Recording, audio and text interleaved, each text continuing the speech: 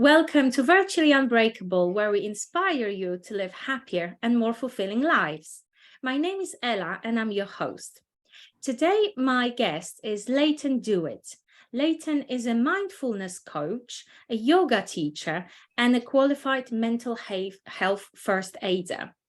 Leighton helps busy men build healthy habits, reduce their stress levels, and helps them improve their relationships and increase their happiness. And Leighton does that through holistic approach and connection between mind and body. And today we are talking about Leighton's experience living in Thailand and the biggest lessons he has learned from monks. I'm pleased to have you here today, so sit back, relax, and enjoy this episode. Hi, Leighton. Welcome again. How are you doing today? Hi, Ella. I'm great. Thank you. How are you? I'm good on this very cold Wednesday morning, trying to stay warm with my cup of tea, but no doubt our conversation will keep me nice and warm and excited. Looking forward to Leighton, thank you so much for making yourself available for this conversation. I thought that you are someone who has a very unique life experience in a way, because like many of us, you were living in the UK, had a busy, stressful job, and we're just busy and probably didn't have much time to reflect on your own happiness and life satisfaction until something so profound happened that your life energy and your lack of happiness has dropped so significantly that you've had to start building that all up from the bottom. So can you tell us a little bit more what's your story in terms of what has happened that made you move to Thailand, which is where you're now, where you're recording this video from now, and what has happened in your personal and professional life that was so profound that made you take completely different big change and completely different turn in your life? Sure. So I guess going back, I was in the property industry for 13 years and I was having a great career. I thought I was happy doing what I was doing, but I was very much on autopilot. And there wasn't a specific thing that happened to me that kind of made the penny drop and made me want to change everything. But I think over time, I started to realize that no matter which company I was working for, no matter which area I was living in, no matter which friends I was spending time with, I wasn't 100% happy. And I needed to do something to change that because we only get one life.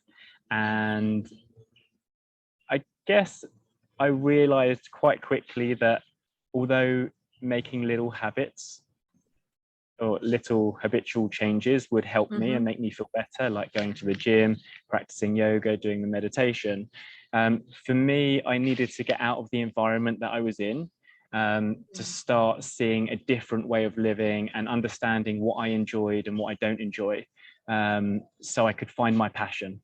Because I think ultimately it's really important that you have a passion and you work for something that you enjoy doing. Absolutely.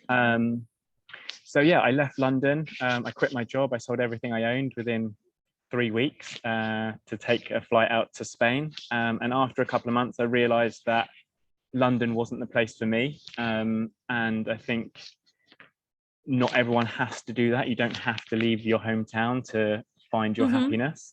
Exactly. But yeah, for me, it was kind of exploring new places, new activities, meeting new people that I connected with on a different level, and then finding what made me happy. Because I think through my work, I was becoming very stressed. I found myself going through times of depression and anxiety. And in our normal culture, it's expected that you work hard, you keep hustling, you earn more money to do the things that you need to do, buy your house. pay your mortgage, pay your bills, get a nice car, buy nice clothes, go to nice restaurants, etc. So yeah, for me, it was just end up with a certain type of person in a relationship, right? Yeah, absolutely. Very often. I mean, not Yeah. always, but depending on the family you're from, people have certain expectations. I just want to say something here. You're so right. And also want to add to that and say that our whole definition of what life should be about and this living experience on this planet and what happiness is about, I feel it's completely distorted these days, especially from my experience living in the UK. This is my personal opinion. I know you agree with that, and maybe some more people who listen to this will agree too. But I totally see the moment I leave UK and the moment I go somewhere a bit more remote and surround myself with nature, I actually realize that I don't need that much to be happy. I actually don't need all the material things. It's just that what we are conditioned to, right? But we most of us, we're conditioned to this definition of happiness and definition of what life should be about, which is not. Life should be about joyful life experience. It should be about connection with yourself. Once you have connection with yourself, you connect with others more easily and you build better, stronger relationships.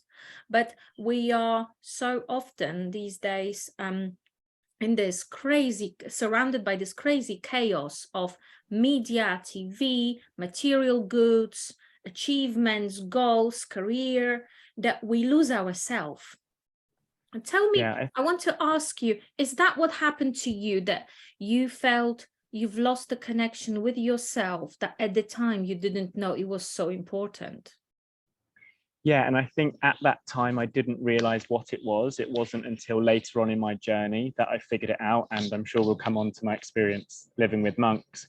But one of the biggest thing that came out of that is when I was living that lifestyle, it was all about external validation. Exactly. What the expectations of me were to other people. And later along my journey, I realized actually that isn't what makes me happy. It's me finding my true value and what's important to me. Exactly. Okay. So what helped you find that value? What helps you? What in the new environment, once you moved to Thailand, what was it about this environment that has specifically helped you so much to reconnect with yourself and create a new, happier life? Can you tell us a bit more about that? I guess the main things are creating time for myself. When I was living that lifestyle in London, I didn't have time for myself. And when I did, I'd go to the gym. But that was it. Now I'm living my life for me rather than societal expectations or that external validation. So I do the things that are important to me. And I set myself up with a day that I have to do my certain healthy habits. Otherwise I get distracted by other things. And those are breath work, meditation, my morning yoga practice, journaling, and reading. For me, if I do that every day, it just makes me so happy. And I know if I don't do that, I will start doing unhealthy habits. And I think I read a quote somewhere, it was something like, if you don't choose your habits choose you. And you'll end up doing things like spending time on social media or going out to parties and stuff. And yeah, it's fine to do those things in small amounts, but if they become your main habits, obviously it's not that healthy. And for me, it didn't make me happy. Sure. And what role has yoga had for you in this transformation?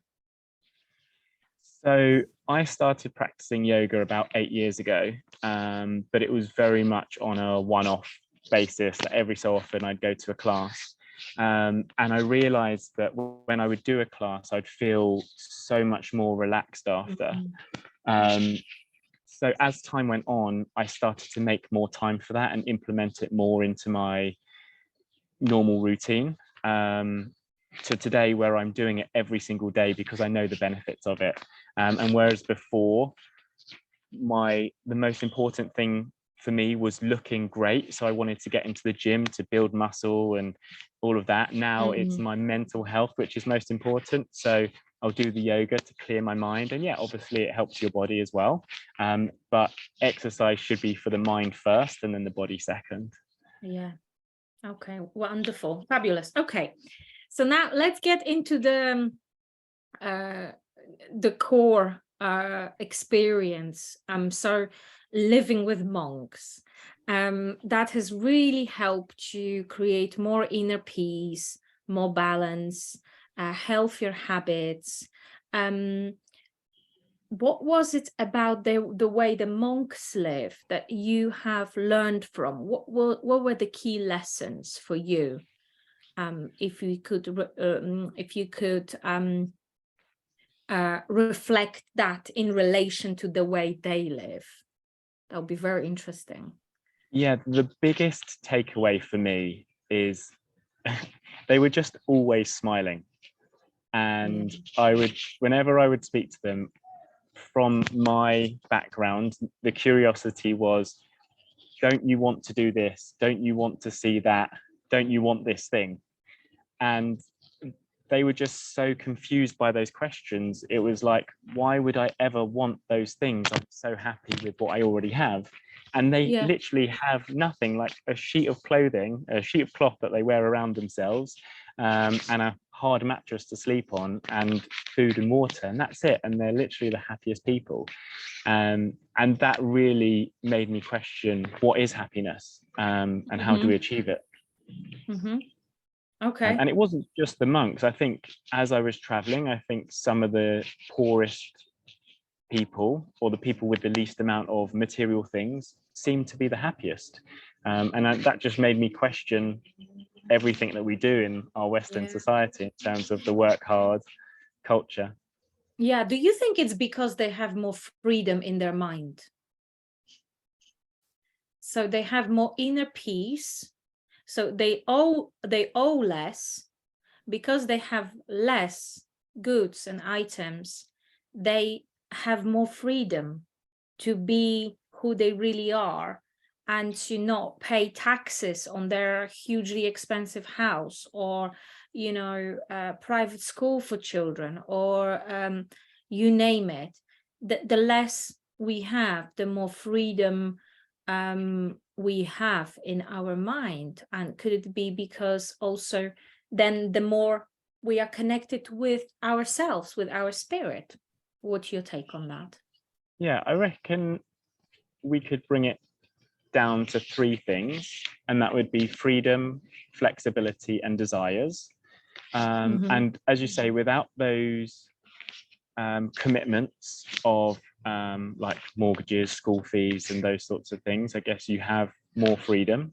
You have more flexibility because you don't have to do certain tasks to earn a set amount of money. But then desire, because they haven't got the desire to do that, whereas we might.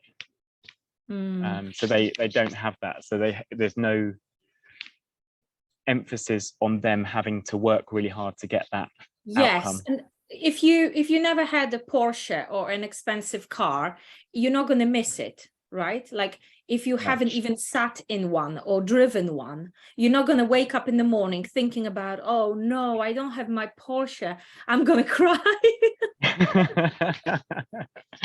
No. That may be a silly example, but because they have less, they focus on what they have, and they focus on what they've got to do to stay the way they are. But can you tell me a little bit more about the mindset of the monks? I'm really interested to know more about that. So I guess another thing that's really important is gratitude, and how grateful they are for everything they have. And their lifestyle is devotion to their god or their deity, and everything they do is for them, and they're so grateful for what they receive in return, which is their life and the food that they eat and the shelter that they have. So I think that gratitude also gives them so much happiness. Yes, I mean, gratitude is one of the things that is proven to increase your happiness levels if you practice it regularly. And you can start with small things. It doesn't have to be big things, right? Yeah, absolutely. But it's the practice of gratitude. It's making a habit out of that, what you're grateful for. So fantastic. So what is the story? What is your story now? So what is it? Tell me a little bit more about how your journey and what you've been through. How do you allow that to inspire others? So I understand you work with other men, and you have clients. And what is the biggest inspiration that others get from your journey, if you're aware of that, if they ever mentioned? Yeah, I think the biggest thing is, so right now I have two hats, if you like. One is teaching yoga here in Thailand, and the other is coaching men online. And with those men, a lot of them are still in their normal 9 till 5, or it's usually longer, like 8 till 7 working hours. Usually carrying a lot of stress and anxiety, sometimes depression. And I guess the inspiration for them is that even if they can't leave where they're currently living because they have families and work commitments, etc., there are ways of changing their habits to become less stressed, to become more mindful, and also get rid of things like, with stress, sometimes a lot of the men I work with get sore necks, sore backs, stiffness and stuff. So working through mindfulness and movement, we can help them relieve that, and just increase the healthy habits in their lifestyle to make them feel happier and more energetic. And can you tell me about the healthy habits you have now, the 3 top healthy habits that you practice that you feel truly transformed your life? What are they? The 3 top, I would say, movement, mindfulness, and journaling are my top 3. Yeah. Oh, wow. So journaling's quite high up there for you. Yeah, I actually, sorry, it That's... took me a long time to get into journaling, because I think over the past year or 2 years, I tried it and never really got into it and didn't really see the point.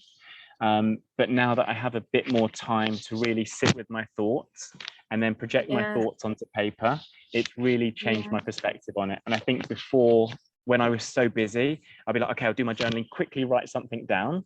But it wasn't productive. It was just chucking something down onto a piece of paper. But I think the process of doing it, like I'll do my breath work, then my meditation, and then my journaling. So I've got a clear mind, and then I'll project whatever's going on in my head onto that piece of paper.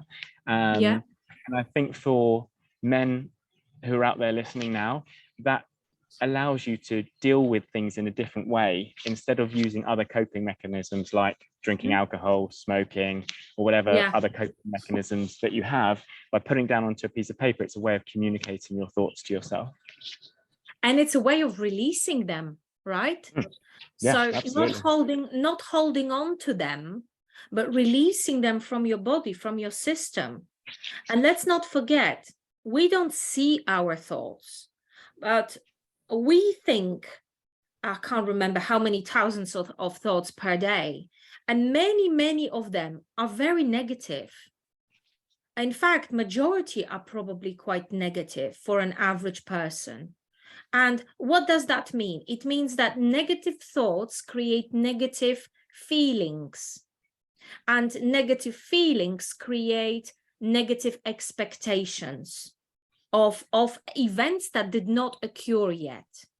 So this is a simplified CBT process, but we think a thought, then the thought influences how we feel, and then how we feel influences what we do next.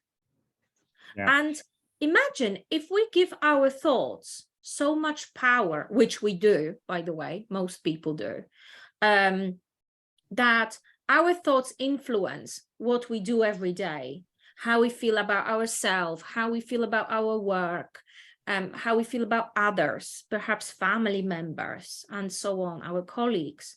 If those thoughts are negative, we can be quite easily stuck in the circle of no change, no transformation, and that can last years. In some cases, it can last a lifetime.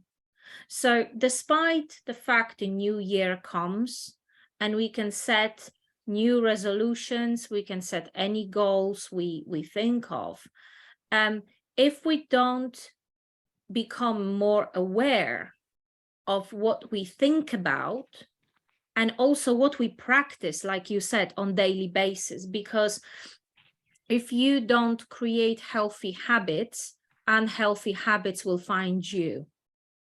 I have heard a very good quote by Dr. John DeMartini. And if you don't fill your day with high priority actions, you will fill your day with low priority distractions. Yeah, absolutely. That's and so correct. That, to me, it's so eye-opening. When I saw it first time, I thought to myself, oh my God, that's exactly what I do. I cannot believe this. I've got to change this. But going back to the topic of thoughts, that's super. I'm really grateful you shared that journaling with me, because it is a great tool to offload your thoughts on a piece of paper and clear your mind and make space for more positive experiences, in a nutshell. Yeah. And the best thing is sorry, and no one needs to read it, right? It's just for you. Exactly. So you can literally say whatever you want and just get all your thoughts off your chest. Exactly. And it's proven to be a very, very good way of releasing those negative thoughts and negative experiences and setting yourself for something more positive and successful. So I just want to mention that now, because we've got a new year. It's 2023. It would be nice to hear what your goals are for this year, if you have any new goals that you thought about, but also to highlight that by creating those healthy habits, which for you are mindfulness, movement, and journaling, by creating our own healthy habits, we create a new routine. And it's that new routine, even if it's just 10-15 minutes a day, it's proven by scientists that it's the small daily habits that contribute the most to our happiness. So it's the things we do on regular basis that contribute to our happiness, no matter how small. So have you got any goals for this year? I still think there is a lot of stigma around mental well-being and men. And I think that is on different levels. Do you agree, Leighton? Do you feel like when you work with men, there is this hesitance that they are feeling a bit, that maybe they will be judged, that they are using your services, or that they are seeking help, or what will others say? Do you think that still stops men from seeking that inner peace, inner balance, practicing yoga, because they maybe think that's something that women do? Yeah, absolutely. And I think it's a very confusing time for a lot of men right now, because they don't know how they should be behaving in today's society, and they don't know what the expectations are from women either. Right. Because I think there's an unclear role for a man in today's society. It's not the traditional way it used to be. And I don't think it should go as extreme as men being very feminine. It's finding that balance balance between the masculine and feminine energy. Mm-hmm. And yeah, I think there is a stigma around men not wanting to talk about their feelings and emotions because they feel that is too feminine. But yeah, I think there is so much power in being able to be in touch with your feelings and emotions, but still be a strong male, and not have to use what's the word? Coping mechanisms to deal with your feelings or emotions. Unhealthy coping mechanisms. Yeah, exactly. And learn how to manage aggression as well, because I'm not saying women don't get angry.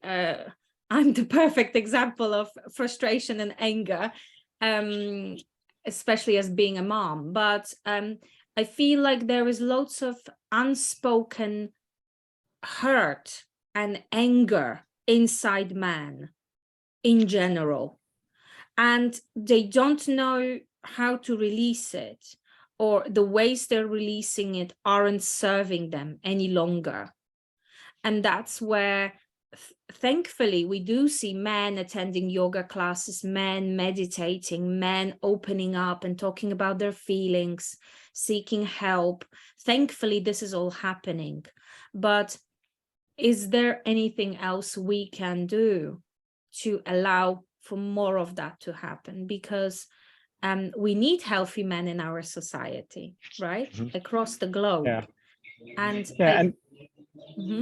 sorry, I was just going to say, it doesn't have to be those types of activities. You can, like, as a man, if you want to release anger or stress, you can go to the gym and do weightlifting. You can do martial arts, which are obviously seen as more manly, to release any aggression that you're holding on to, which I think is really helpful. But there's also that side of it. Okay, become that strong man, but also be in touch with that feminine side and be able to talk about how you're actually feeling and communicate with whoever it is, your colleagues, your family, your partner, and have a good balance of both energies. Yeah, exactly. And I think spirituality is something we haven't mentioned that much in this conversation, but I think finding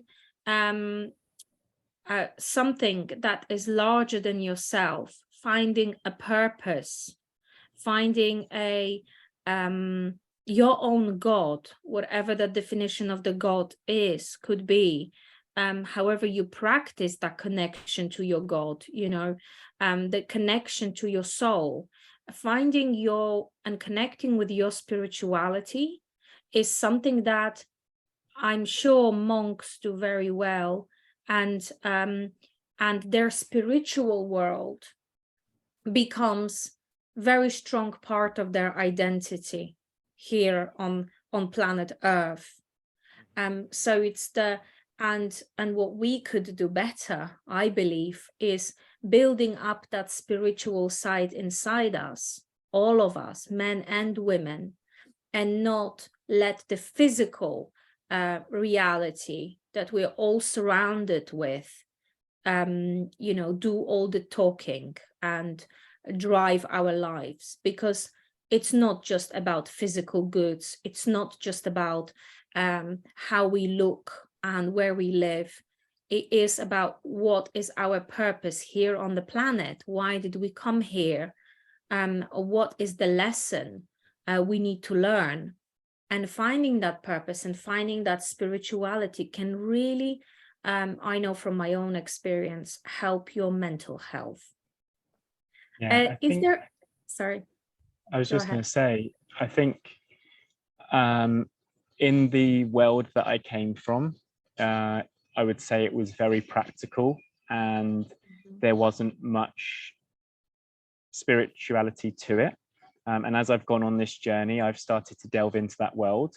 But I think for people who are in their corporate world working hard, spirituality might not be on the forefront of their mind right now. So it's not really something they're considering, but something that they should think about while they're in this environment is just because you might be very good at something, it doesn't necessarily mean that that's your passion or your purpose. And there could be something else out there for you that you would enjoy doing more, and you'd get more fulfillment from. That is a top conclusion from this conversation. I couldn't ask for a better one. And I couldn't say that, and I could not say it any better myself. Exactly that. Just because you're making a lot of money doing something, you might even be considered expert in the area, or you know, it allows you to live in a big house. Doesn't mean that is the only passion and the only thing you could be good at. So we all need a little encouragement on our way to finding our inner peace and happiness. And I hope that this podcast has inspired some of you to taking this next step on the journey to your own well-being and creating your own healthy habits, and something that is going to serve you long term and in this new year. Thank you so much, Leighton. Thank you for your presence today. I will make sure I include information about your profile in the show notes for anybody who would like to connect. And I believe you're also on Instagram, right? Yeah, Instagram, I'm as Mindful Yoga Man, and then LinkedIn, Leighton Jewett. Fantastic. Thank you so much for your time today. Speak soon. Thank you, Ella. Bye-bye.